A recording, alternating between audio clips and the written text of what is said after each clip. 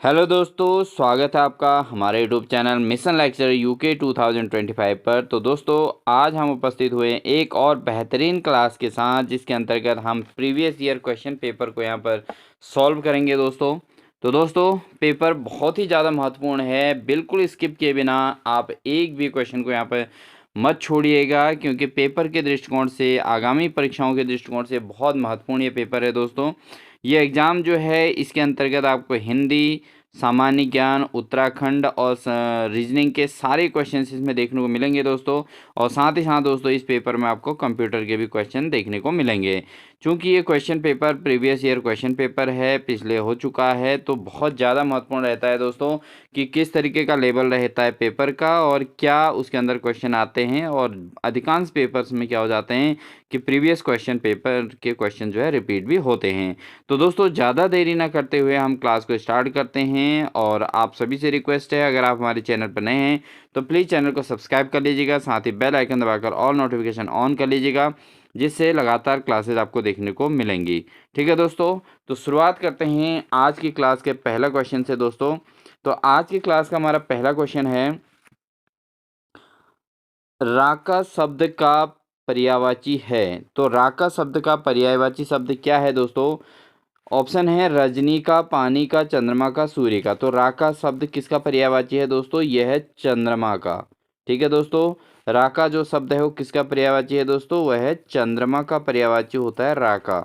ठीक है दोस्तों, बढ़ते हैं दोस्तों अगले प्रश्न में। क्वेश्चन नंबर 2 है दोस्तों, निम्न में से उत्क्षिप्त व्यंजन है। तो उत्क्षिप्त व्यंजन क्या होता है दोस्तों? उत्क्षिप्त व्यंजन इनमें से आपका है ड और ढ। ड और ढ क्या है दोस्तों? इनको उत्क्षिप्त व्यंजन कहते हैं। ठीक है दोस्तों, बढ़ते हैं दोस्तों अगले प्रश्न में। अगला प्रश्न है दोस्तों, मैं खाना खाकर सो गया। मैं खाना खाकर सो गया, इस वाक्य में खाकर किस प्रकार की क्रिया है? ठीक है दोस्तों, तो अगर कोई व्यक्ति जो है कहता है कि मैं खाना खाकर सो गया हूँ, तो इस वाक्य में खाकर किस प्रकार की क्रिया है? तो दोस्तों, इसमें है जो खाकर शब्द है वह है पूर्वकालिक। ठीक है दोस्तों, क्योंकि उसने खाना खाया और वो सो गया, तो पूर्वकालिक क्रिया को ही रिप्रेजेंट कर रहा है। ठीक है दोस्तों, बढ़ते हैं दोस्तों अगले प्रश्न में। अगला प्रश्न है दोस्तों हमारा क्वेश्चन नंबर 4। क्वेश्चन नंबर 4 है दोस्तों, क्वेश्चन नंबर 4 कहता है कि पूर्व क्रिया पूर्वी हिंदी की बोलियां हैं। तो क्रिया पूर्वी हिंदी की कौन सी बोलियां हैं दोस्तों? इसके हैं ऑप्शन आपके अवधी, बघेली और छत्तीसगढ़ी, भोजपुरी, मगही या मैथिली, जयपुरी, मारवाड़ी, मेवाड़ी या उपयुक्त सभी।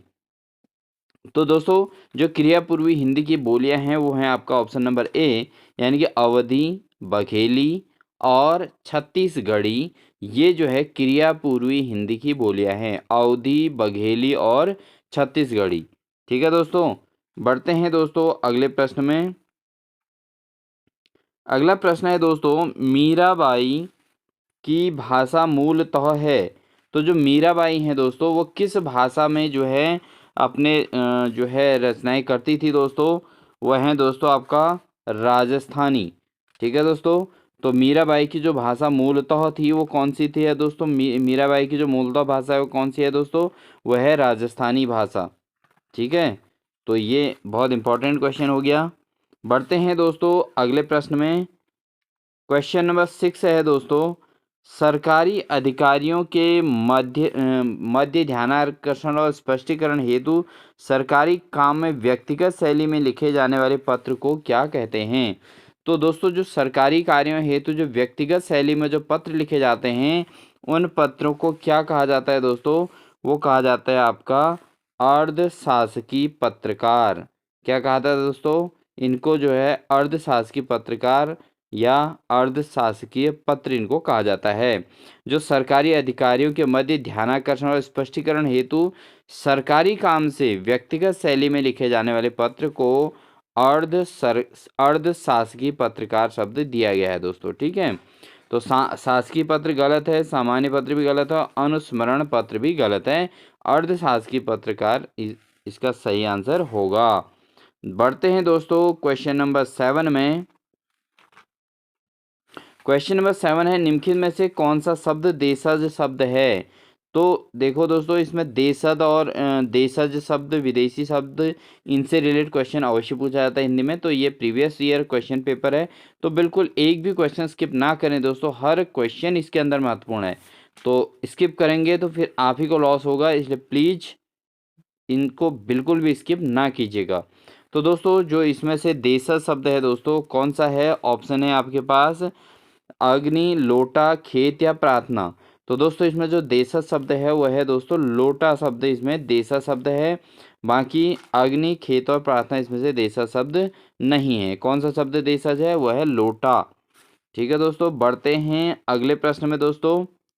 अगला प्रश्न है, निम्नलिखित में से मिश्र वाक्य है, ठीक है, जो संयुक्त वाक्य भी इसको कहा जा सकता है दोस्तों। तो मिश्र वाक्य कौन सा है? शीला ने मीरा को पुस्तक दी, उसने बहुत परिश्रम किया परंतु अनुत्तीर्ण हो गई, मोहन मुझे अपना बड़ा भाई मानता है, और अगला है मैंने एक घड़ी खरीदी जो बैटरी से चलती है। तो इसमें दोस्तों मिश्र वाक्य कौन सा है? वो है आपका ऑप्शन नंबर डी, मैंने एक घड़ी खरीदी जो बैटरी से चलती है। तो यहाँ पर दोस्तों आपको दिख रहा होगा कि यहाँ पर दो वाक्यों को एक साथ जोड़कर मिश्र वाक्य बना दिया गया। ठीक है दोस्तों, तो मैंने एक घड़ी खरीदी जो बैटरी से चलती है, ये एक मिश्र वाक्य है। बढ़ते हैं दोस्तों अगले प्रश्न में। अगला प्रश्न है क्वेश्चन नंबर 9, मैं जानती हूँ कि राम बहुत सुंदर लड़का है, यह किस प्रकार का वाक्य है? तो दोस्तों, मैं जानती हूँ कि राम बहुत सुंदर लड़का है, यह किस प्रकार का वाक्य है? तो दोस्तों, ये है आपका ऑप्शन है संज्ञा उपवाक्य, विशेषण उपवाक्य, क्रिया विशेषण उपवाक्य या सर्वनाम उपवाक्य। तो दोस्तों, इसका जो सही आंसर है वो है आपका ऑप्शन नंबर ए, यानी कि संज्ञा उपवाक्य है ये। मैं जानती हूँ कि राम बहुत सुंदर लड़का है, तो यहाँ पर राम जो है दोस्तों वह है संज्ञा, तो इसलिए इस वाक्य को संज्ञा उपवाक्य कहा गया है। बढ़ते हैं दोस्तों अगले प्रश्न में। अगला प्रश्न हमारा क्वेश्चन नंबर 10 है। क्वेश्चन नंबर 10 में क्या कहा गया दोस्तों? निम्नलिखित में से शुद्ध वाक्य कौन सा है? तो दोस्तों, इसमें शुद्ध वाक्य बताना है। उसने पुरस्कार का अपमान कर दिया, उसने पुरस्कार का तिरस्कार कर दिया, उसने पुरस्कार का अनादर कर दिया, उसने पुरस्कार का अवमान कर दिया। तो दोस्तों, इन चारों वाक्यों को अगर हम ढंग से देखें तो उसने पुरस्कार का अपमान कर दिया, ये जो है अशुद्ध वाक्य है। उसने पुरस्कार का तिरस्कार कर दिया, तो दोस्तों पुरस्कार का जो अपोजिट है वो तिरस्कार है, तो पुरस्कार का तिरस्कार कर दिया बिल्कुल शुद्ध वाक्य है। इसके अलावा उसने पुरस्कार का अनादर कर दिया, बिल्कुल नहीं। आदर, अगर उसने आदर का अनादर वर्ड आ सकता था। उसने पुरस्कार का अवमान किया, ये भी बिल्कुल अशुद्ध है। तो कौन सा वाक्य शुद्ध है? उसने पुरस्कार का तिरस्कार कर दिया, ये शुद्ध वाक्य है दोस्तों। बढ़ते हैं दोस्तों अगले प्रश्न में। अगला प्रश्न है दोस्तों प्रश्न नंबर 11, निम्नलिखित शब्दों में विशेषण शब्द कौन सा है?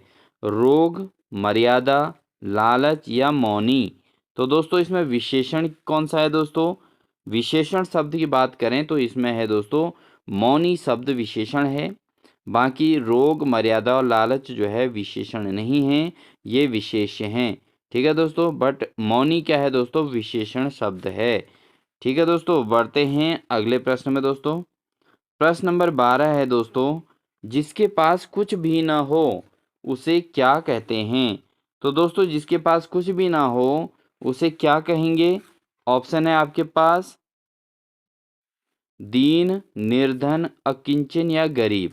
तो दोस्तों, जिसके पास कुछ भी नहीं होता उसके लिए जो शब्द बना हुआ है वह है अकिंचन। ठीक है दोस्तों, ये वाक्यांश के लिए एक शब्द है दोस्तों अकिंचन। जिसके पास कुछ ना हो उसको अकिंचन कहते हैं। ठीक है दोस्तों, बढ़ते हैं अगले प्रश्न में दोस्तों। प्रश्न नंबर 13 है, अनायास शब्द में प्रयुक्त उपसर्ग कौन सा है? तो अनायास शब्द में जो प्रयुक्त उपसर्ग है दोस्तों वो है आपका ऑप्शन नंबर डी, अन। अन उपसर्ग इसमें लगा हुआ है अनायास में। ठीक है दोस्तों, अन कौन सा शब्द लगा है दोस्तों? अन। नौ पर नीचे से हलंत भी होगा। ठीक है दोस्तों, तो अन उपसर्ग लगा हुआ है। आप देख लें यहाँ पर तीनों अन्य उपसर्ग जो लिखे हैं उनको, उनमें से कोई भी नहीं है अनायास में अन उपसर्ग है, लेकिन नौ के नीचे हलंत भी होना चाहिए। ठीक है दोस्तों, बढ़ते हैं अगले प्रश्न में दोस्तों। प्रश्न नंबर 14 है दोस्तों। स्टार्टिंग के 20 क्वेश्चन हिंदी के मिलेंगे दोस्तों, उसके बाद आपको अदर टाइप के क्वेश्चन देखने को मिलेंगे। सभी क्वेश्चनों का कॉम्बिनेशन है, पेपर है 100 नंबर का और 100 क्वेश्चन इसके अंतर्गत हैं और प्रीवियस ईयर क्वेश्चन पेपर है दोस्तों। तो इसलिए बिल्कुल भी स्किप किए बिना कंटिन्यू बने रहें। ठीक है दोस्तों, ये आपसे रिक्वेस्ट है आपकी अच्छी प्रिपरेशन के लिए। निम्न में हिंदी की महाप्राण ध्वनि है, तो महाप्राण ध्वनि कौन सी है दोस्तों इनमें से? तो ऑप्शन इसमें पढ़ना जरूरी हो जाएगा दोस्तों। ऑप्शन है क गो या ख घो या चौ जो या टो डो। तो दोस्तों जो यहाँ महाप्राण ध्वनियाँ हैं वो है आपकी ख और घो। कौन सी? ख और घो, ये हिंदी की महाप्राण ध्वनि है। ठीक है दोस्तों, बढ़ते हैं दोस्तों अगले प्रश्न में। अगला प्रश्न है क्रीड़ा शब्द का तद्भव रूप क्या है? क्रीड़ा शब्द का तद्भव रूप क्या है दोस्तों? ऑप्शन है क्रीड, क्रीडन, क्रीड़ा या खेलना। तो क्रीड़ा शब्द का जो तद्भव रूप है दोस्तों वह है आपका ऑप्शन नंबर सी, क्रीड़ा। क्या है दोस्तों? क्रीड़ा। ठीक है, डॉ के नीचे बिंदा भी होगा दोस्तों, इस चीज़ का ध्यान देंगे आप अच्छे से। क्रीड़ा, ड के नीचे बिंदा। ठीक है यहाँ पर। ठीक है दोस्तों, यह है आपका किस शब्द का तद्भव? क्रीड़ा शब्द का तद्भव रूप है क्रीड़ा, क्रीड़ा। ठीक है दोस्तों, बढ़ते हैं दोस्तों अगले प्रश्न में। अगला प्रश्न है लोकोक्ति है। लोकोक्ति की क्लास दोस्तों हमने हिंदी वाले सेक्शन में करा रखी है। अगर आपको अच्छे से एक प्रिपरेशन चाहिए तो लोकोक्ति की वो क्लास भी आप जरूर देख लीजिएगा दोस्तों। आपके 2 क्वेश्चन यहाँ से लोकोक्ति से जरूर बनेंगे। चाहे आप जो है कनिष्ठ सहायक का पेपर तैयार कर रहे हो, चाहे आप वैयक्तिक सहायक कर रहे हो या प्रवक्ता स्क्रीनिंग की कर रहे हो, तो दोस्तों सभी में जो है लोकोक्ति का क्वेश्चन अवश्य आता है। साथ ही प्रवक्ता स्क्रीनिंग के लिए जो प्रवक्ता पॉलिटेक्निक प्रवक्ता के जो कैंडिडेट हैं दोस्तों, एस्पिरेंट हैं, उन सब के लिए तो हिंदी पूरे 100 नंबर की आनी है। इसलिए आपको तो बिल्कुल एक एक क्लास जो है बिल्कुल ध्यानपूर्वक देखनी चाहिए। ठीक है दोस्तों, तो यहाँ पर क्वेश्चन पूछा गया है दोस्तों कि 8 बार 9 त्योहार लोकोक्ति का क्या अर्थ है? तो 8 बार 9 त्योहार लोकोक्ति का क्या अर्थ है? मेल से न रहना, मौज मस्ती का जीवन या निरंतर कार्य करना या कठिनाई का अनुभव करना। तो 8 बार 9 त्योहार जो लोकोक्ति है दोस्तों, इसका अर्थ होता है, लोकोक्ति का अर्थ है मौज मस्ती का जीवन। तो बी ऑप्शन इसका सही होगा दोस्तों। तो दोस्तों आपसे रिक्वेस्ट है कि आप प्ले लिस्ट में जाकर हिंदी की हमारे जो है लोकोक्ति वाले जो क्लास है उसको ज़रूर देख लीजिएगा। उसके अंदर हमें बहुत सारे इंपॉर्टेंट लोकोक्तियाँ करा रखी हैं दोस्तों और बहुत अच्छी वो क्लास हो रखी है, उसको अधिकांश लोगों ने देखा है। तो आप भी इसमें ज़रूर उसको देखेंगे। ठीक है दोस्तों, ये आप अपनी प्रिपरेशन के लिए ज़रूर कीजिएगा। तो 8 बार 9 त्योहार का अर्थ है दोस्तों मौज मस्ती का जीवन। ठीक है दोस्तों, बढ़ते हैं अगले प्रश्न में। क्वेश्चन नंबर 17 है दोस्तों। महादेवी वर्मा कृत नीरजा किस विधा की रचना है? तो महादेवी वर्मा द्वारा जो नीरजा नामक जो कृति है दोस्तों वो है आपकी काव्य संग्रह। ठीक है, महादेवी वर्मा की जो रचना है नीरजा, वो किस विधा की रचना है? वो एक प्रकार का काव्य संग्रह है दोस्तों। ठीक है, बढ़ते हैं अगले प्रश्न में। क्वेश्चन नंबर 18 है दोस्तों। पर्णकटी का विलोम होगा। पर्णकटी का विलोम क्या होगा दोस्तों? तटस्थ, प्रासाद, प्रसाद या तुष्टि। तो पर्णकटी का जो विलोम शब्द है दोस्तों वो है आपका ऑप्शन नंबर बी, यानी कि प्रासाद। क्या है दोस्तों पर्णकटी का विलोम? पर्णकटी का विलोम है प्रासाद। ठीक है दोस्तों, हाँ ये आप ध्यान देंगे। प्रासाद का मतलब वैसे महल भी होता है दोस्तों, बट वहाँ पर 100 का थोड़ा जो शब्द लिखा गया है वो थोड़ा अलग होता है। तो पर्णकटी का विलोम शब्द है प्रासाद। बढ़ते हैं दोस्तों अगले प्रश्न में। अगला प्रश्न क्वेश्चन नंबर 19 है दोस्तों हिंदी का। वर्णनातीत शब्द का अर्थ है। वर्णनातीत शब्द का क्या अर्थ है दोस्तों? तो इसका जो सही आंसर होगा दोस्तों, और आपके ऑप्शन जो होंगे पहले तो इनको समझ लीजिए। अतीत का वर्णन, इसके अलावा अच्छा वर्णन या छिपा वर्णन या वर्णन से पर। तो वर्णनातीत का अर्थ होता है दोस्तों वर्णन से परे। ठीक है, वर्णन से परे। तो वर्णनातीत का मतलब जिसका वर्णन ना किया जा सकता हो उसको वर्णनातीत कहेंगे। ठीक है दोस्तों, बढ़ते हैं अगले प्रश्न में। क्वेश्चन नंबर 20 है दोस्तों कि निम्नलिखित में से विसर्ग संधि का उदाहरण कौन सा है। तो विसर्ग संधि का उदाहरण तो दोस्तों बहुत आसान होता है कि जिसमें विसर्ग लगे हों संधि विच्छेद में, वो विसर्ग संधि को रिप्रेजेंट करता है। तो इसमें तो देख के ही पता चला है दोस्तों, पहला ए ऑप्शन मनः, यानी कि नौ के ऊपर अगर दो बिंदे लगे हैं, ठीक है, जहाँ पर ये दो बिंदे लगे होते हैं दोस्तों इनको विसर्ग कहते हैं। और जहाँ पर दो बिंदे लगे हों और उससे जो है शब्द संधि होती है तो उसको कहते हैं विसर्ग संधि। तो मनः धन ताप मनस्ताप, ठीक है दोस्तों, मनः धन ताप मनस्ताप, ये जो है विसर्ग संधि का उदाहरण है दोस्तों। ठीक है, बढ़ते हैं दोस्तों अगला क्वेश्चन है 20 मिनट में घंटे की सुई कितने अंश चलती है। तो दोस्तों 20 मिनट में घंटे की सुई, तो यहाँ पर आप देखें तो एक घंटे में दोस्तों होते हैं 60 मिनट। ठीक है दोस्तों, एक घंटे में 60 मिनट हुए, तो 20 मिनट का मतलब है 60/20, यानी कि हमने एक घंटे में जितने एंगल बनता है उसके 3 हिस्से करने हैं। ठीक है दोस्तों, एक घंटे में कितना कोण बनता है उसके 3 हिस्से करेंगे। तो यहाँ पर दोस्तों हमारे पास आपको पता होना चाहिए कि घड़ी की एक सुई जो है 360 डिग्री पूरा घूमती है। अब यहाँ पर हमारे 12 हिस्से बने रहते हैं, आपने देखा होगा इस तरीके से 12 छोटे छोटे हिस्से बने होते हैं। तो 360 को अगर हम 12 से भाग देंगे दोस्तों तो क्या बनेगा, 360 को 12 से भाग देंगे तो एक हिस्सा बनेगा 30 अंश का। अब अभी हमने हिसाब लगाया था 30 अंश के, हमने 20 मिनट में कितने हो जाएंगे, इसके 3 हिस्से होंगे क्योंकि 20 या 60 मिनट होता है, एक घंटे में 60 मिनट होंगे। ठीक है, तो 20 या 60, तो 30 से अगर हम इसको भाग देंगे तो कितना बनेगा 20, सॉरी 10। 10 को अगर 30 को हम 3 से भाग दे देंगे तो कितना आएगा दोस्तों 10। तो 10 अंश का कोण इसमें बनेगा। तो ऑप्शन नंबर कौन सा सही होगा दोस्तों, बी वाला ऑप्शन इसका सही हो जाएगा। तो 20 मिनट में घंटे की सुई कितने अंश से चलती है, तो 20 मिनट में घंटे की सुई दोस्तों 10 डिग्री का कोण बनाती है। ठीक है दोस्तों, बढ़ते हैं अगले प्रश्न में। अगला प्रश्न है दोस्तों 2300 वर्ग किलोमीटर से अधिक क्षेत्र में फैला हुआ उत्तराखंड का सबसे बड़ा राष्ट्रीय उद्यान कौन सा है। तो जो 2300 वर्ग किलोमीटर में फैला हुआ है दोस्तों, वो किलोमीटर स्क्वायर 2300 किलोमीटर स्क्वायर में फैला हुआ जो राष्ट्रीय उद्यान है सबसे बड़ा, वो कौन सा है दोस्तों, वह है गंगोत्री राष्ट्रीय उद्यान। ठीक है दोस्तों, बिल्कुल सटीक आंसर याद करिएगा। गंगोत्री राष्ट्रीय उद्यान जो है वो 2300 वर्ग किलोमीटर में फैला हुआ उद्यान है और उत्तराखंड का सबसे बड़ा राष्ट्रीय उद्यान है गंगोत्री राष्ट्रीय उद्यान। बढ़ते हैं दोस्तों क्वेश्चन नंबर 23 पर। मुद्रास्फीति धन के वितरण को बनाती है। तो दोस्तों अर्थशास्त्र का क्वेश्चन आ गया कि मुद्रास्फीति धन के वितरण को बनाती है। कैसा बनाती है दोस्तों, मुद्रास्फीति जो है धन के वितरण को असमान बनाती है। कैसा बनाती है, असमान बनाती है दोस्तों मुद्रास्फीति। ठीक है, बढ़ते हैं दोस्तों अगले क्वेश्चन में। क्वेश्चन नंबर 24 है दोस्तों,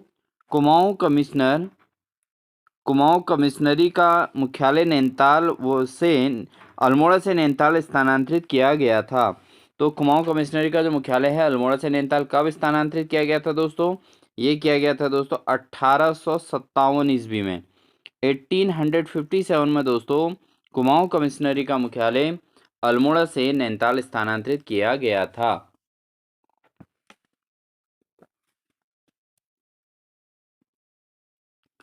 बढ़ते हैं दोस्तों क्वेश्चन नंबर 25 में। क्वेश्चन नंबर 25 है दोस्तों, संयुक्त राष्ट्र संघ का महासचिव नियुक्त किया जाता है। तो संयुक्त राष्ट्र संघ जो है उसके महासचिव किसके द्वारा नियुक्त किया जाता है दोस्तों, ऑप्शन है सुरक्षा परिषद द्वारा, महासभा द्वारा, सुरक्षा परिषद की सिफारिश पर महासभा द्वारा, या महासभा की सिफारिश पर सुरक्षा परिषद द्वारा। तो दोस्तों संयुक्त राष्ट्र संघ का जो महासचिव है उसकी नियुक्ति की जाती है सुरक्षा परिषद की सिफारिश पर महासभा द्वारा की जाती है। तो इसका ऑप्शन नंबर सी इसका बिल्कुल सही आंसर है कि संयुक्त राष्ट्र संघ के महासचिव की नियुक्ति जो है सुरक्षा परिषद की सिफारिश पर महासभा द्वारा की जाती है।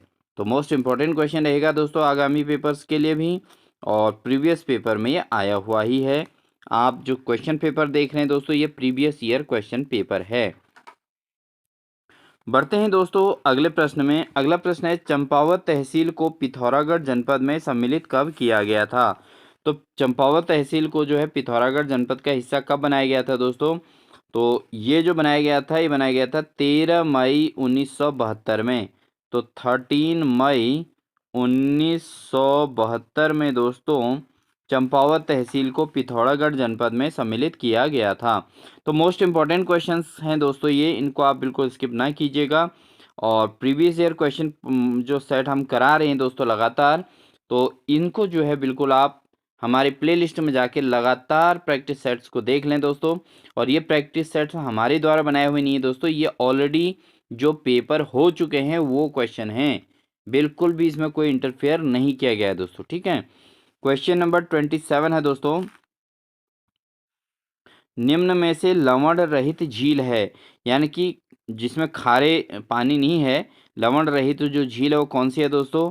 वॉन झील, सांभर झील, डल झील या सोमुरिरी झील। तो दोस्तों जो डल झील है वो लवण रहित झील के नाम से जानी जाती है। तो इसका ऑप्शन नंबर सी इसका सही आंसर होगा, ठीक है दोस्तों। लवण रहित झील कौन सी है? वो है डल झील। इंपॉर्टेंट क्वेश्चन था दोस्तों। बढ़ते हैं अगले प्रश्न में, क्वेश्चन नंबर 28 में। क्वेश्चन नंबर 28 है दोस्तों, निम्नलिखित में से कौन सी पुस्तक बैरिस्टर मुकुंदी लाल द्वारा लिखित नहीं है? तो दोस्तों बैरिस्टर मुकुंदी लाल द्वारा लिखित पुस्तक कौन सी नहीं है, ये पूछा गया है। तो प्रश्न को ध्यान से देखें, क्योंकि अधिकांश लोग क्या करते हैं, सीधे गढ़वाल पेंटिंग देखा तो सीधे टिक कर देते हैं, बट वो रॉन्ग हो जाता है। तो कौन सा मुकुंदी लाल द्वारा लिखित नहीं है, ये पूछा गया है। तो इसका जो सही आंसर है दोस्तों वो है आपका गढ़वाल चित्र शैली एक सर्वेक्षण। ये जो है मुकुंदी लाल की रचना नहीं है, बाकी गढ़वाल पेंटिंग में मुकुंदी लाल की रचना है।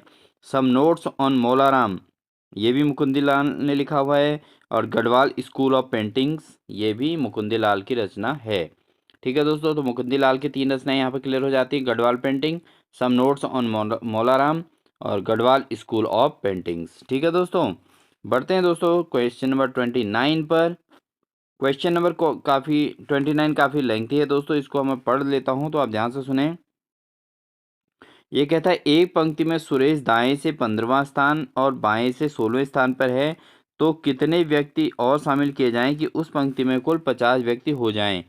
तो अगर सुरेश जो है इस पंक्ति में दाएं से 15वें स्थान पर है और बाएं से 16वें स्थान है, तो कितने व्यक्ति और शामिल करने होंगे दोस्तों? तो दोस्तों अगर हम बात करें तो 15 और 16वां स्थान है, 15 और इधर से 16वां, तो दोस्तों 16वें में ये भी काउंट होगा। तो इनमें से 15 15 अगर दोनों को लें तो 15 दूना 30 ही हो जाएगा दोस्तों। और उसके बाद 50 व्यक्ति करने के लिए दोस्तों कितने हमको जोड़ने पड़ेंगे? 30 में हमको 20 और जोड़ने पड़ेंगे दोस्तों, टोटल हो जाएंगे 50 व्यक्ति। तो इस प्रकार से 20 लड़के इसमें और जोड़ने होंगे, यानी कि 20 व्यक्ति इसमें और जोड़ने होंगे, जिससे सुरेश का स्थान 15वां और दाएं से और उसका बाएं से 16वां स्थान है अभी, लेकिन 50 व्यक्ति टोटल करने के लिए 20 व्यक्ति और जुड़ जाएंगे, ठीक है दोस्तों। बढ़ते हैं अगले प्रश्न में। अगला प्रश्न है दोस्तों कि बेटन द्वारा 9वीं भूमि व्यवस्था कब लागू की गई थी? तो बेटन द्वारा जो 9वीं भूमि व्यवस्था कब लागू की गई थी दोस्तों, इंपॉर्टेंट क्वेश्चन है। तो बेटन द्वारा जो 9वीं भूमि व्यवस्था लागू की गई थी वो की गई थी दोस्तों 1840 ईस्वी में। 1840 में बेटन द्वारा 9वीं भू व्यवस्था लागू की गई थी। बढ़ते हैं दोस्तों अगले प्रश्न में। क्वेश्चन नंबर 31 है दोस्तों, आयातक निर्यातक कोड यानी कि आईईसी को ऑनलाइन सरलीकृत व्यवस्था में शुरू किया गया था। तो आयातक निर्यातक जो कोड है दोस्तों, आईईसी को ऑनलाइन सरलीकृत व्यवस्था के अंतर्गत कब शुरू किया गया था दोस्तों? ये कार्य किया गया था दोस्तों फरवरी 2015 में। फरवरी 2015 में दोस्तों आयातक निर्यातक कोड यानी कि आईईसी को ऑनलाइन सरलीकृत व्यवस्था में शुरू किया गया था, ठीक है, कब? फरवरी 2015 में। बढ़ते हैं दोस्तों क्वेश्चन नंबर 32 में। क्वेश्चन नंबर 32 है दोस्तों, निम्नलिखित में से श्रृंगकंठ दर्रा किन स्थानों को जोड़ता है? तो श्रृंगकंठ दर्रा किन दो स्थानों को जोड़ता है दोस्तों? तो श्रृंगकंठ दर्रा जो है दोस्तों उत्तरकाशी और हिमाचल प्रदेश के बीच में स्थित है, और उत्तरकाशी और हिमाचल प्रदेश को यह आपस में जोड़ता है। ठीक है, तो उत्तरकाशी और हिमाचल को कौन सा दर्रा जोड़ता है दोस्तों? वो जोड़ता है श्रृंगकंठ दर्रा। बिल्कुल कंठस्थ कर लें दोस्तों इसको। बढ़ते हैं दोस्तों अगले प्रश्न में। अगला प्रश्न है दोस्तों हमारा 33 क्वेश्चन है दोस्तों कि बंगाल में पाल शासक का संस्थापक कौन था? यानी पाल वंश का जो संस्थापक बंगाल में कौन था दोस्तों? ऑप्शन है महिपाल, गोपाल, धर्मपाल या देवपाल। तो दोस्तों बंगाल में जो पाल वंश का संस्थापक था वो था गोपाल। ठीक है दोस्तों, बढ़ते हैं अगले प्रश्न में।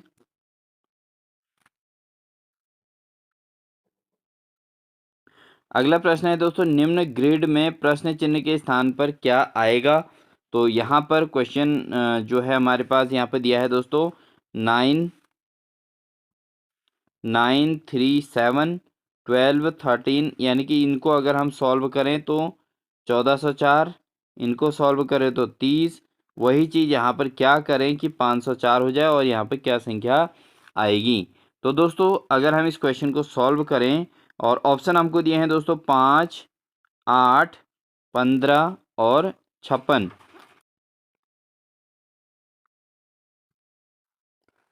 तो दोस्तों यहाँ पर जो प्रश्न चिन्ह है अगर उसकी हम बात करें तो हमारे पास 9 है, 12 है, 13 है और 1404 है। ठीक है, तो हम अगर इनको मल्टीप्लाई करते हैं दोस्तों 9 गुणा 12 गुणा 13 करेंगे तो ये बनेगा 1404।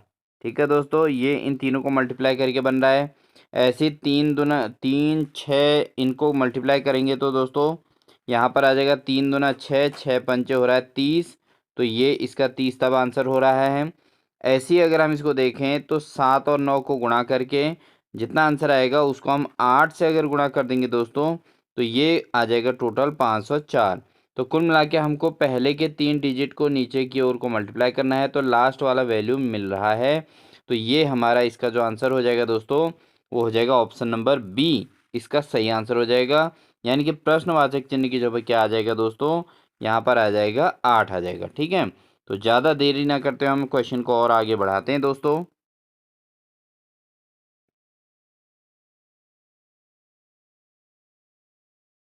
बढ़ते हैं दोस्तों अगले प्रश्न में। अगला प्रश्न है, निम्नलिखित में से किस टिहरी नरेश ने पृथक उत्तराखंड राज्य के लिए आंदोलन छेड़ा था?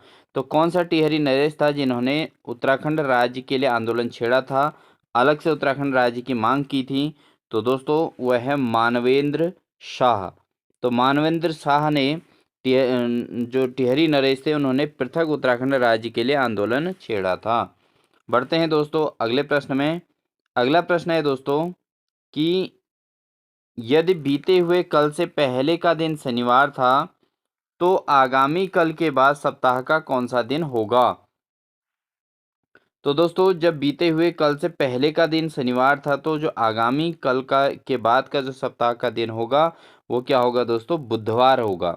ठीक है, आप इसको हिसाब लगा सकते हैं दोस्तों बहुत आसानी से, और बहुत इजी क्वेश्चन है। तो इसका जो आंसर होगा वो क्या होगा?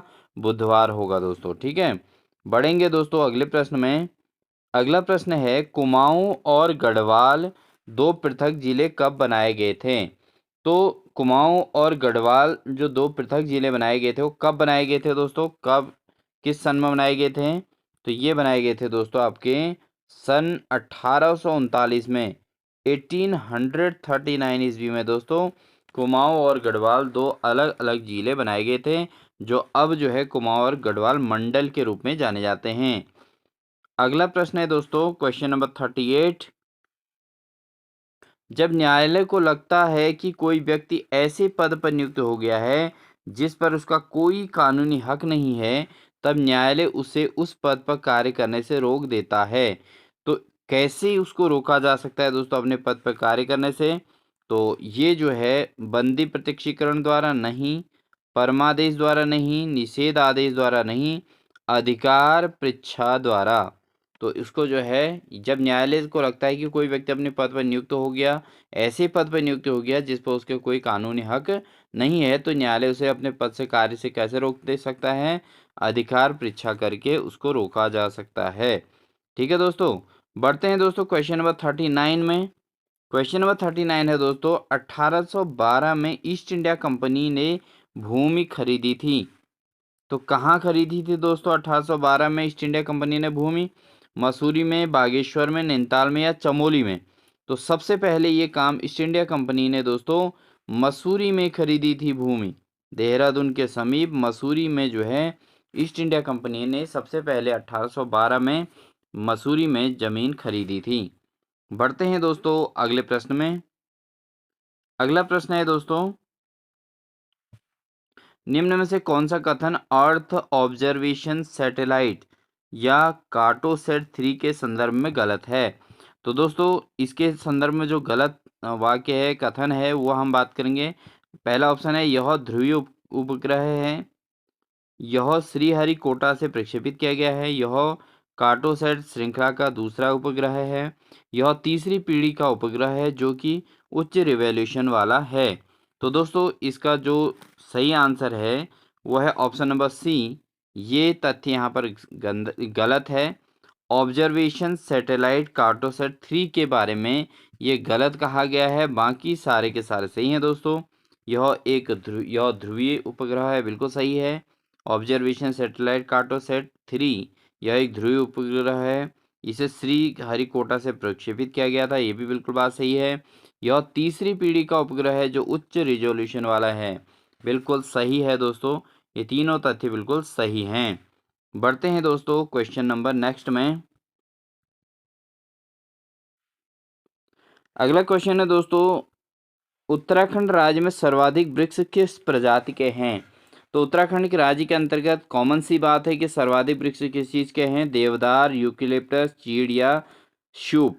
तो स्पूश, यानी कि दोस्तों सबसे अधिक मात्रा में आप देखते होंगे उत्तराखंड में, अगर आप पर्वतीय क्षेत्रों में चले जाएंगे तो सबसे ज़्यादा मात्रा में मिलता है चीड़ का वृक्ष। ठीक है, तो सबसे सर्वाधिक मात्रा में कौन सा वृक्ष है दोस्तों? वह है चीड़ का वृक्ष। ठीक है, बढ़ते हैं दोस्तों अगले प्रश्न में। अगला प्रश्न है, मराठा साम्राज्य का प्रथम पेशवा कौन था? तो मराठा साम्राज्य का जो प्रथम पेशवा था वो कौन था दोस्तों? वो था बालाजी विश्वनाथ। ठीक है, तो मराठा साम्राज्य का प्रथम पेशवा किसको कहा जाता है? वह है दोस्तों बालाजी विश्वनाथ को मराठा साम्राज्य का प्रथम पेशवा कहा जाता था। ठीक है दोस्तों, बढ़ते हैं दोस्तों क्वेश्चन नंबर 43 में। वेराइट्स खनिज उत्तराखंड के किस जनपद में पाया जाता है? तो वेराइट्स खनिज जो है उत्तराखंड के किस जनपद में पाया जाता है दोस्तों? ऑप्शन है देहरादून, उत्तरकाशी, नैनीताल या पौड़ी गढ़वाल में। तो दोस्तों जो वेराइट्स खनिज है वो देहरादून में पाया जाता है। कहाँ पाया जाता है दोस्तों? उत्तराखंड के देहरादून जनपद में वेराइट्स खनिज पाया जाता है। बढ़ते हैं दोस्तों अगले प्रश्न में। अगला प्रश्न दोस्तों फिर से रीजनिंग का प्रश्न है। तो इस क्वेश्चन को अगर देखें तो दोस्तों यहाँ पर जो दिया है 5 गुणा 4 15, 7 गुणा 8 49, 6 गुणा 5 24 और 8 गुणा 4 का मान पूछा गया है। तो देखें अगर दोस्तों हम यहाँ पे 5 गुणा 4 इन्होंने दिया है क्वेश्चन में जैसे शुरुआत में, तो 5 गुणा 3 अगर हम करते हैं तो 15 होता है। ऐसे ही 7 गुणा 7 करते हैं तो 49 होता है। ऐसे ही 6 गुणा 4 करेंगे तो 24 होता है दोस्तों। ऐसे लास्ट अगर हम देखें तो 8 गुणा 3 करें तो कितना आएगा दोस्तों? 24। तो इसका जो आंसर आएगा, चूंकि सेकंड नंबर के डिजिट को एक एक अंक कम किया गया है और गुणा करने के लिए, तो इसका जो सही आंसर होगा दोस्तों वो होगा बी वाला ऑप्शन सही हो जाएगा। 24 इस प्रश्न का उत्तर बनेगा। ठीक है दोस्तों, बढ़ते हैं अगले प्रश्न में। क्वेश्चन नंबर 45 है दोस्तों कि डोकरियानी हिमनद स्थित है। तो डोकरियानी हिमनद कहाँ स्थित है दोस्तों? ये ऑप्शन है आपके पास टॉन्स बेसिन में, उसके अलावा ऑप्शन है मंदाकिनी बेसिन में या अलकनंदा बेसिन में या भागीरथी बेसिन में। तो डोकरियानी जो हिमनद है दोस्तों वो कहाँ स्थित है? डोकरियानी हिमनद स्थित है दोस्तों भागीरथी बेसिन में। ठीक है दोस्तों, तो डोकरियानी हिमनद कहाँ स्थित है? भागीरथी बेसिन में स्थित है। बढ़ते हैं दोस्तों अगले प्रश्न में। अगला प्रश्न है दोस्तों, निम्नलिखित में से पर्यावरण की सुरक्षा का उल्लेख भारतीय संविधान के किस भाग में है? तो पर्यावरण की सुरक्षा को लेकर जो उल्लेख भारतीय संविधान में उल्लेख है दोस्तों, तो वह है आपकी समवर्ती सूची में। कहाँ है दोस्तों? समवर्ती सूची में जो है पर्यावरण की सुरक्षा का उल्लेख भारतीय संविधान के अंतर्गत है। तो बहुत महत्वपूर्ण ये क्वेश्चन है दोस्तों, भारतीय संविधान से संबंधित। तो पर्यावरण को किस में रखा गया है? समवर्ती सूची में। बढ़ते हैं दोस्तों क्वेश्चन नंबर 47 पर। क्वेश्चन नंबर 47 है दोस्तों कि वर्ष 2019 का फ्लोरेंस नाइटिंगेल पुरस्कार उत्तराखंड के किस नर्स को दिया गया था? तो फ्लोरेंस नाइटिंगेल पुरस्कार जो उत्तराखंड के किस नर्स को दिया गया था दोस्तों? ऑप्शन है सिस्टर सुनीता रावत गोयल, शकुंता डीवी, एरिल्मा कोरा या आर सुकुमारी। तो दोस्तों ये जो फ्लोरेंस नाइटिंगेल पुरस्कार जो मिला था दोस्तों, वो मिला था सिस्टर सुनीता रावत गोयल। सिस्टर सुनीता रावत गोयल को ये पुरस्कार दिया गया था। बढ़ते हैं दोस्तों क्वेश्चन नंबर 48 में। क्वेश्चन नंबर 48 कहता है दोस्तों कि हॉर्नबिल फेस्टिवल का आयोजन किस राज्य में किया जाता है? तो हॉर्नबिल फेस्टिवल जो है इसका आयोजन किस राज्य में किया जाता है दोस्तों? ऑप्शन है दिल्ली, राजस्थान, नागालैंड या असम। तो हॉर्नबिल जो फेस्टिवल है दोस्तों इसका जो आयोजन किया जाता है वो नागालैंड में होता है। हॉर्नबिल फेस्टिवल कहाँ मनाया जाता है दोस्तों? ये मनाया जाता है नागालैंड में। ठीक है दोस्तों, बढ़ते हैं अगले प्रश्न में। अगला प्रश्न है दोस्तों, 1962 में नरेंद्र विश्वविद्यालय टिहरी गढ़वाल की स्थापना की थी। तो दोस्तों जब 1962 में जो है नरेंद्र महाविद्यालय जो टिहरी गढ़वाल में स्थित है, इसकी स्थापना किसने की थी दोस्तों? इसकी स्थापना की थी कमलेंदुमति शाह ने। किसने की थी दोस्तों 1962 में? कमलेंदुमति शाह ने नरेंद्र महाविद्यालय यानी कि टिहरी गढ़वाल में स्थापना की थी। किसके द्वारा हुई थी दोस्तों? कमलेंदुमति शाह के द्वारा। बढ़ते हैं दोस्तों क्वेश्चन नंबर 50 पर।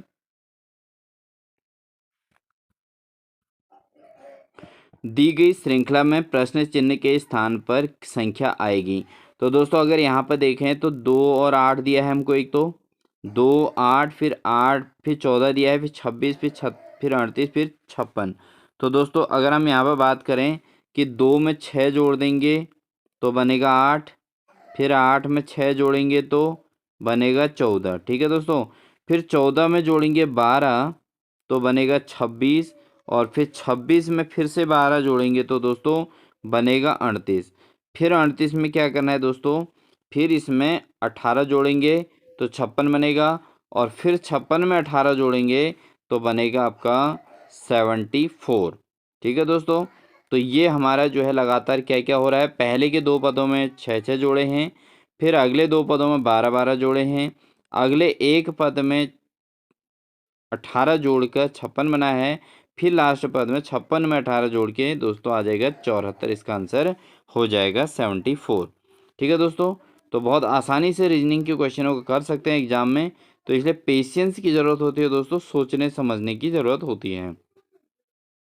क्वेश्चन नंबर 51 है दोस्तों कि 1871 में अल्मोड़ा अखबार का प्रकाशन किसने किया था? तो 1871 में अल्मोड़ा नामक जो अखबार था इसका प्रकाशन जो किया था दोस्तों, ऑप्शन नंबर डी यानी कि बुद्धि वल्लभ पंत ने 1871 में अल्मोड़ा अखबार का प्रकाशन किया था। ठीक है दोस्तों, बढ़ते हैं क्वेश्चन नंबर 52 में। क्वेश्चन नंबर 52 है, बेलाडीला खान प्रसिद्ध है। तो बेलाडीला खान किस काम के लिए प्रसिद्ध है दोस्तों? यह है आपका लौह अयस्क के लिए। तो बेलाडीला खान क्यों प्रसिद्ध है? यह है दोस्तों लौह अयस्क के लिए बेलाडीला खान प्रसिद्ध है। ठीक है दोस्तों, बढ़ते हैं दोस्तों अगले प्रश्न में।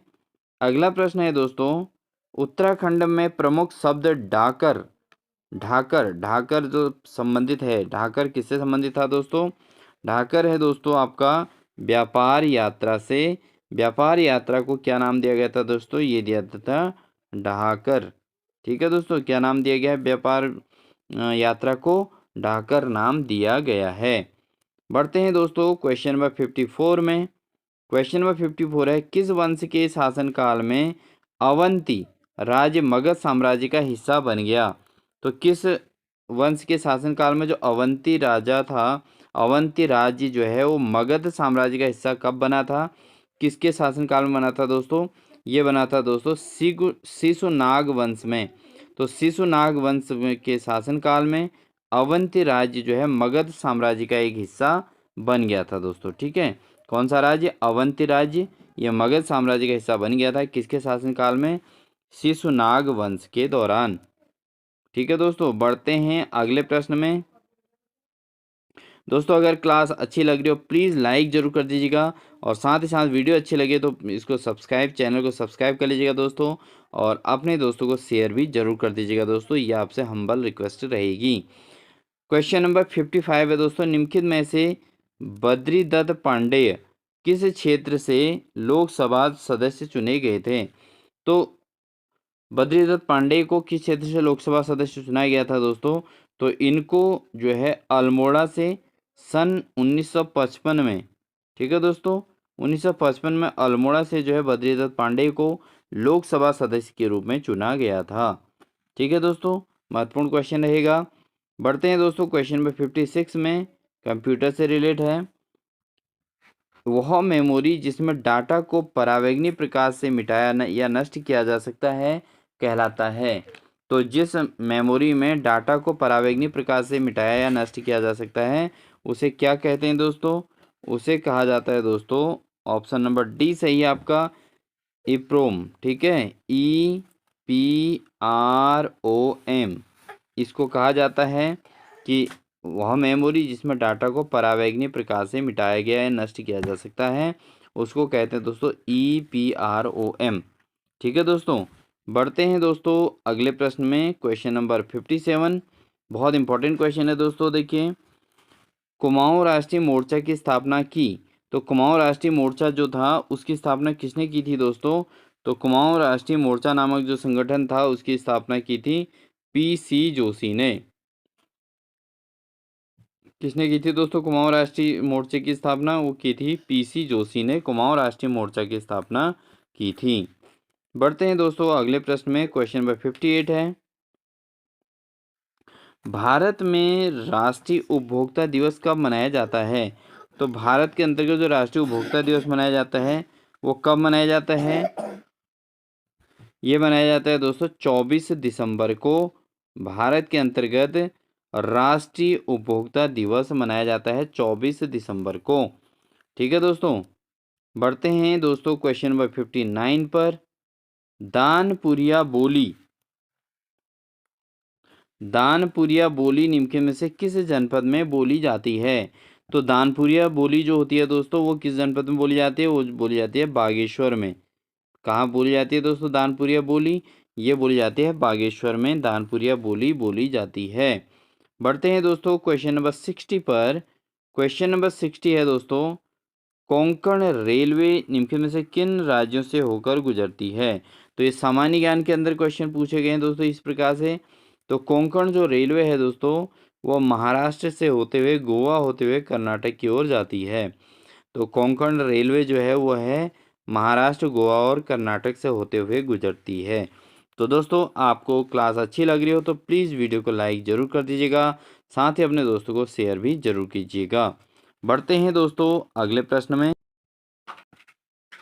क्वेश्चन नंबर 61 है दोस्तों, ऋषिकेश कर्णप्रयाग रेल मार्ग की योजना किसने बनाई थी? तो जो ऋषिकेश कर्णप्रयाग रेल मार्ग के निर्माण योजना किसने बनाई थी दोस्तों? ये बनाई थी JM क्ले ने। किसने बनाई थी? JM क्ले ने ऋषिकेश कर्णप्रयाग रेल मार्ग की योजना बनाई थी। बढ़ते हैं दोस्तों अगले प्रश्न में। अगला प्रश्न है दोस्तों हमारे पास, चंद वंश के शासनकाल में सिरतान किस प्रकार का कर था?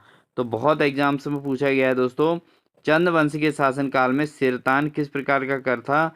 तो ये था केवल नकद संबंधित कर था दोस्तों। इसमें नगद राशि ली जाती थी। तो चंद्रवंश के शासनकाल में सिरतान जो था एक नगद प्रकार का कर था। ठीक है दोस्तों, बढ़ते हैं दोस्तों क्वेश्चन नंबर 63 में। क्वेश्चन नंबर 63 जो है कंप्यूटर से संबंधित है दोस्तों, कि पहला वेब ब्राउज़र कौन था। तो पहला वेब ब्राउज़र क्या था दोस्तों, ये था वर्ल्ड वाइड वेब, WWW।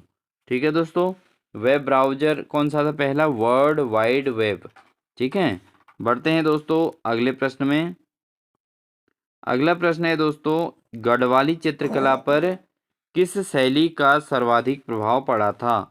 तो गढ़वाली चित्रकला पर किस शैली का सबसे ज़्यादा प्रभाव पड़ा था दोस्तों, ये पड़ा था दोस्तों कांगड़ा चित्र शैली का। कांगड़ा चित्रकला का सर्वाधिक प्रभाव जो है गढ़वाली चित्रकला पर पड़ा था। ठीक है दोस्तों, बढ़ते हैं दोस्तों अगले प्रश्न में। अगला प्रश्न हमारा है, दक्षिणी अमेरिकी राष्ट्रों में से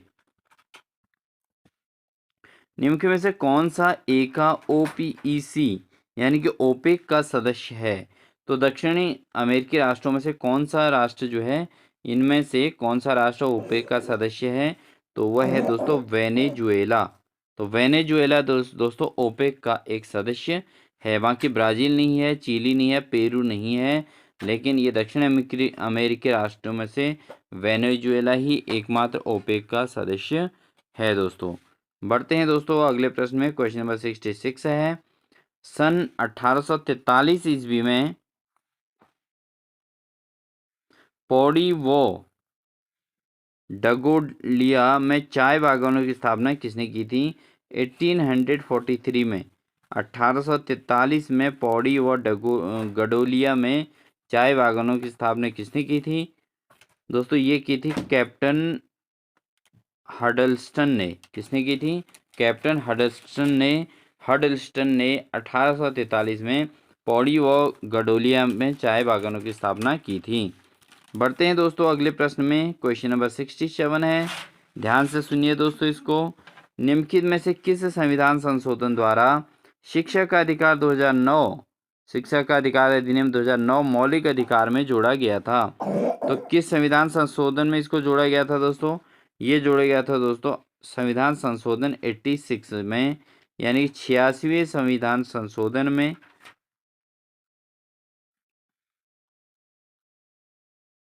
इसे जो है 2009 में मौलिक अधिकार में जोड़ा गया था। ठीक है, कौन सा वाले को, शिक्षा के अधिकार को मौलिक अधिकार में 2009 में जोड़ा था, और ये 86वां संविधान संशोधन किया गया था दोस्तों। बढ़ते हैं दोस्तों क्वेश्चन नंबर 68 में। निम्नलिखित में से कौन सा स्रोत गढ़वाल क्षेत्र के विषय में सूचनाएं देता है।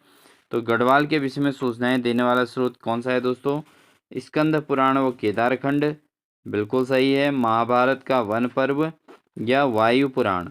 तो ये तीनों के तीनों जो है गढ़वाल क्षेत्र के विषय में सूचनाएं प्रदान करते हैं। तो ऑप्शन नंबर डी इसका सही आंसर हो जाएगा दोस्तों।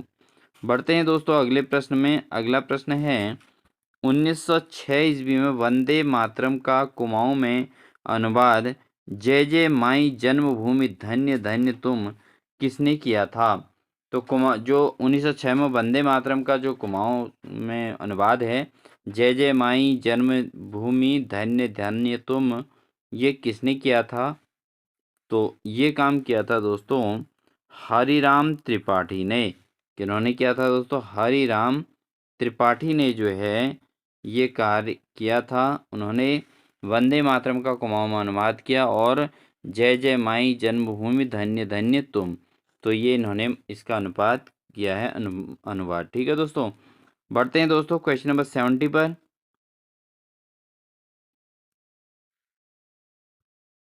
क्वेश्चन नंबर 70 दोस्तों दिशाओं से संबंधित है। एक व्यक्ति 4 किलोमीटर ठीक उत्तर को जाता है और फिर 6 किलोमीटर पूर्व में जाता है और फिर 4 किलोमीटर ठीक उत्तर में जाता है। वो अपने प्रस्थान स्थल से कितना दूर है।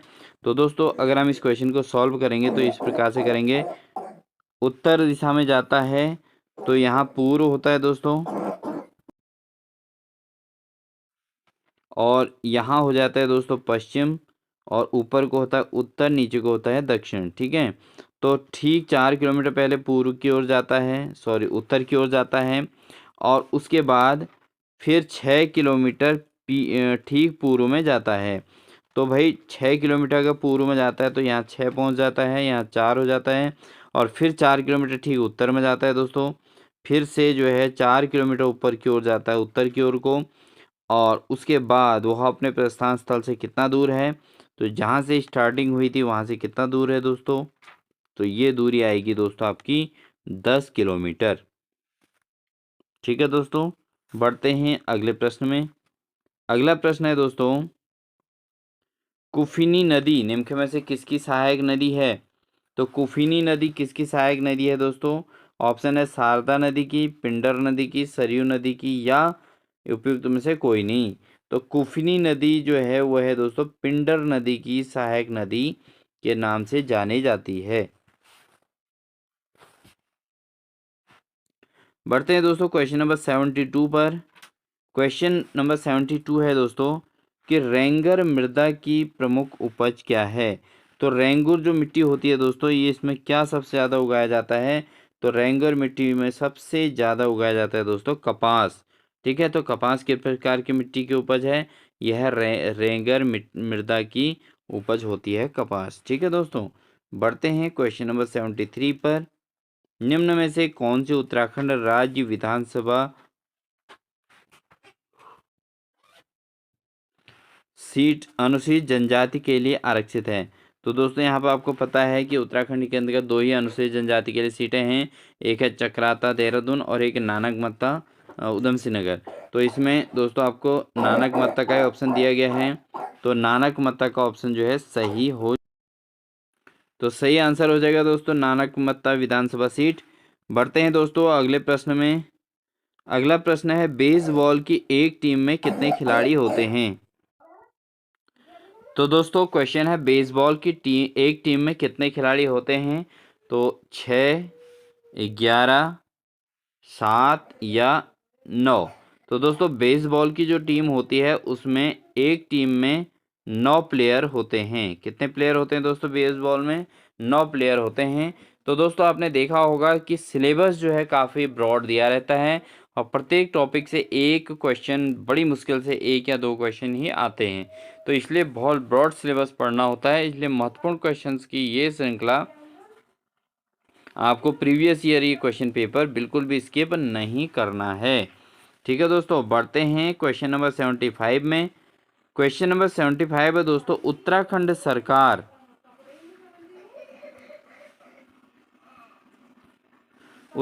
सरकार ने दिसंबर 2016 में निम्नलिखित में से किस क्षेत्र को ओबीसी क्षेत्र घोषित नहीं किया है?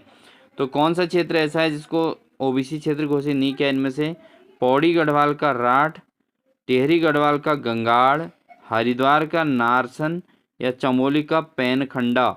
तो दोस्तों हरिद्वार का नारसन जो है उसको ओबीसी क्षेत्र नहीं घोषित किया है, बाकी अन्य सभी पौड़ी गढ़वाल का राठ हो गया और टिहरी गढ़वाल का गंगाड़ हो गया, चमोली का पैनखंडा हो गया, इनको जो है ओबीसी क्षेत्र घोषित किया गया है। ठीक है दोस्तों, बढ़ते हैं दोस्तों क्वेश्चन नंबर 76 पर। क्वेश्चन नंबर 76 है ग्राम पंचायतों की शक्तियां भारतीय संविधान के किस अनुच्छेद में वर्णित हैं? तो दोस्तों जो ग्राम पंचायत की जो शक्तियां होती हैं वो भारतीय संविधान के किस अनुच्छेद में वर्णित हैं? वो हैं दोस्तों अनुच्छेद 243 में। अनुच्छेद 243 में ग्रामीण क्षेत्र की जो है ग्राम पंचायतों की जो है शक्तियाँ इसके अंतर्गत वर्णित हैं। 243 में है दोस्तों, कितने? 243 में। बढ़ते हैं दोस्तों क्वेश्चन नंबर 77 में। निम्न में से कौन एक वाद्य यंत्र नहीं है? तो दोस्तों वाद्य यंत्र से संबंधित भी सिलेबस है, तो वाद्य यंत्र कौन सा नहीं है दोस्तों? वह है दोस्तों तुग्याल। तुग्याल वाद्य यंत्र नहीं है। इसके अलावा आपका दमामा, रणसिंगा या नागफिणी, ये जो है तीनों के तीनों जो है वाद्य यंत्र में काउंट होते हैं, बट जो तुग्याल है ये वाद्य यंत्र नहीं है दोस्तों। बढ़ते हैं दोस्तों क्वेश्चन नंबर 78 पर। क्वेश्चन नंबर 78 में दोस्तों यहाँ पर एक्सरसाइज को 39371263 से लिखा जाता है। इसी प्रकार बैंड को 5348 द्वारा लिखा जाता है, तो साइंस को क्या लिखा जाएगा? तो यहाँ पर दोस्तों इस प्रश्न का जो उत्तर हो जाएगा वो आपका होगा ऑप्शन नंबर बी। अगर हम इसको पूरा एक्सप्लेन करते हैं तो दोस्तों काफ़ी समय ये क्वेश्चन खा जाएगा, इसलिए बहुत आसानी होता है, स्पेलिंग के नीचे उनके नंबर्स को लिखने होते हैं और बहुत आसानी से ये क्वेश्चन सॉल्व हो जाता है दोस्तों। ठीक है, बढ़ते हैं दोस्तों अगले प्रश्न में, क्वेश्चन नंबर 79 पर।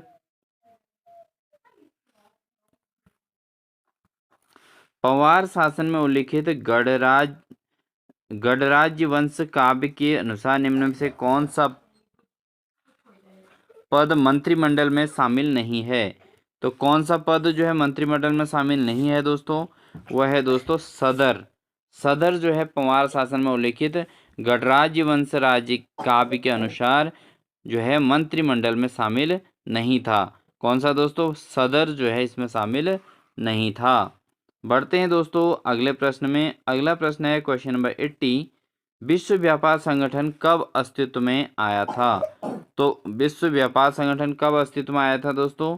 ये आया था 1995 में, 1995 में विश्व व्यापार संगठन जो है अस्तित्व में आया था। ठीक है दोस्तों, विश्व व्यापार संगठन कब अस्तित्व में आया? 1995 में। ठीक है, बढ़ते हैं अगले प्रश्न में। अगला क्वेश्चन है दोस्तों, बैजनाथ के राजवंश को कत्यूरी नाम किसने दिया था? तो बैजनाथ के राजवंश को कत्यूरी नाम किसने दिया था दोस्तों? ये दिया था एडविन टी एटकिंसन ने। किसने दिया था? एडविन टी एटकिंसन ने जो है बैजनाथ के राजवंश को कत्यूरी नाम दिया था। बढ़ते हैं दोस्तों अगले प्रश्न में। अगला प्रश्न है, फलक से बने औजार संबंधित हैं। तो जो फलक से बने हुए औजार हैं दोस्तों किससे संबंधित हैं? वो हैं दोस्तों आपके मध्य पुरा पाषाण काल से संबंधित हैं। जो फलक से बने हुए औजारों को मध्य पुरा पाषाण कालीन औजार कहा जाता है। ठीक है दोस्तों, बढ़ते हैं अगले प्रश्न में। अगला प्रश्न है दोस्तों, भारतीय निर्वाचन आयोग के पास शक्तियां हैं। तो भारतीय निर्वाचन आयोग के पास कौन कौन सी शक्तियां दोस्तों? प्रशासनिक शक्ति, ये भी है, परामर्शी शक्ति और अर्ध न्यायिक शक्ति। तो भारतीय निर्वाचन आयोग के पास ये तीनों प्रकार की शक्तियां हैं। एक तो प्रशासनिक शक्तियां हैं, दूसरा परामर्शी शक्तियां भी हैं और तीसरा जो है अर्ध न्यायिक शक्तियां भी इनके पास हैं। तो इसका ऑप्शन नंबर डी से हो जाएगा दोस्तों, उपयुक्त उपर्युक्त सभी। ठीक है, भारतीय निर्वाचन आयोग की शक्तियां हैं। बढ़ते हैं दोस्तों अगले प्रश्न में। क्वेश्चन नंबर 84 है दोस्तों, उत्तराखंड क्षेत्र के निम्नलिखित में से किस व्यक्ति ने नमक सत्याग्रह के लिए दांडी मार्च यात्रा में भाग लिया था? ये क्वेश्चन दोस्तों अन्य पेपरों में भी पूछा गया है, तो बहुत इंपॉर्टेंट क्वेश्चन है। तो ये जो भाग लिया था दोस्तों, ज्योतिराम कांडपाल ने जो है उत्तराखंड के से नमक सत्याग्रह में पार्टिसिपेट किया था, ज्योतिराम कांडपाल। ठीक है दोस्तों, बढ़ते हैं दोस्तों अगले प्रश्न में। क्वेश्चन नंबर 85 है, महात्मा गांधी ने ब्रिटिश नमक कानून की अवहेलना कब की थी? तो महात्मा गांधी ने ब्रिटिश नमक कानून की अवहेलना कब की थी? ये की थी दोस्तों 1930 में। ठीक है, तभी इन्होंने दांडी यात्रा शुरू की थी और नमक सत्याग्रह किया था दोस्तों। तो 1930 में महात्मा गांधी ने ब्रिटिश नमक कानून की अवहेलना की थी। ठीक है दोस्तों, बढ़ते हैं अगले प्रश्न में। अगला प्रश्न हमारा 86, श्रीनगर गढ़वाल में सामाशाही बागान बनाने का श्रेय किसे जाता है? तो श्रीनगर गढ़वाल में सामाशाही बागान जो है इसको बनाने का श्रेय किसे जाता है दोस्तों? तो सामाशाही बागान जो बनाया था दोस्तों श्रीनगर गढ़वाल में, वो बनाया था श्याम शाह ने। ठीक है दोस्तों, श्याम शाह को इसको जो है सामाशाही बागान बनाने का क्रेडिट जाता है, श्रेय जाता है।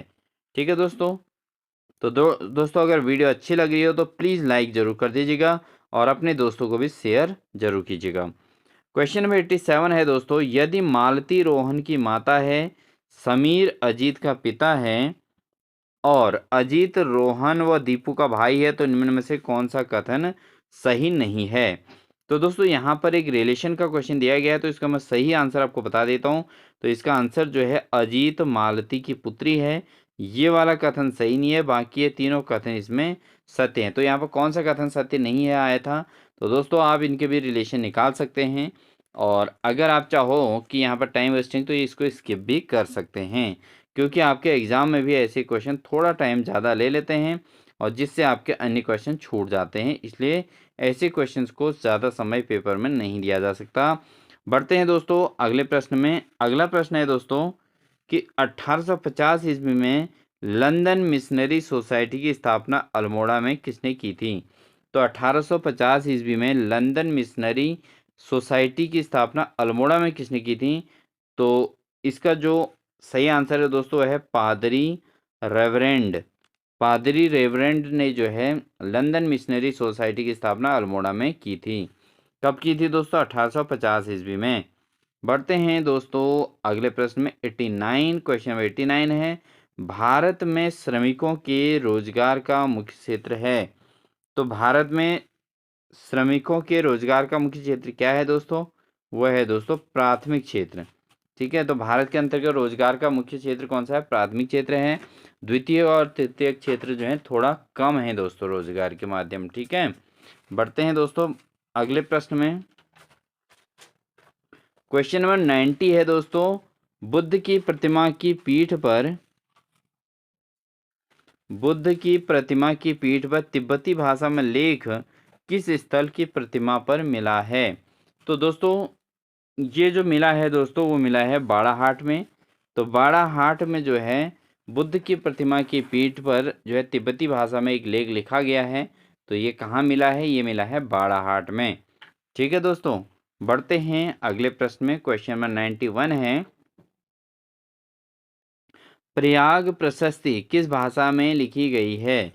तो जो प्रयाग प्रशस्ति है दोस्तों वो किस भाषा में लिखी गई है दोस्तों?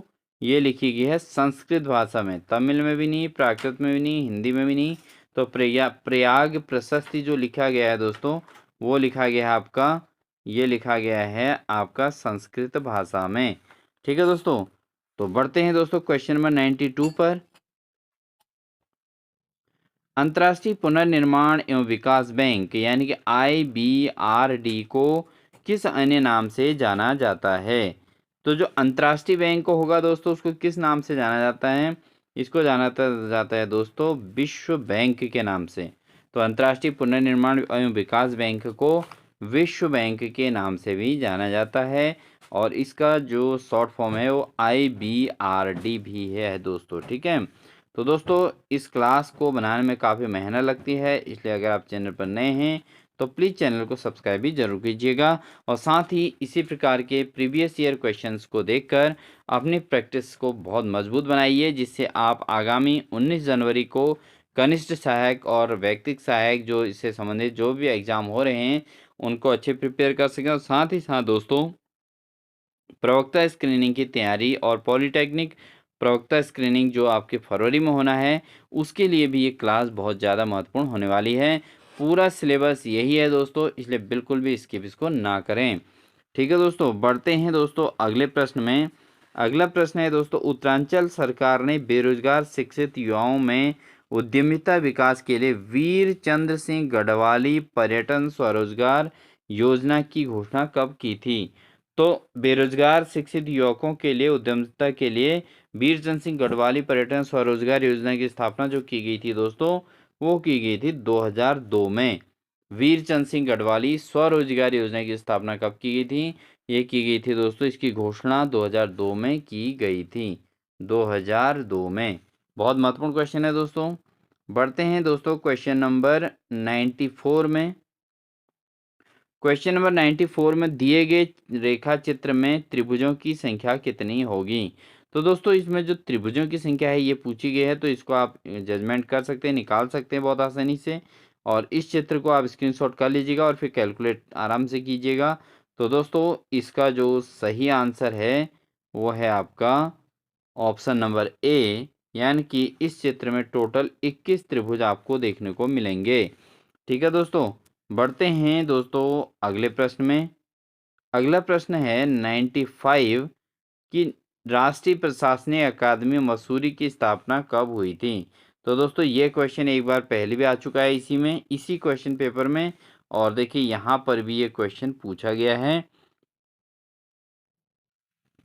तो राष्ट्रीय प्रशासनिक अकादमी मसूरी में जो स्थापना हुई थी वो हुई थी 1 सितंबर 1959 ईस्वी में राष्ट्रीय प्रशासनिक अकादमी मसूरी की स्थापना हुई थी।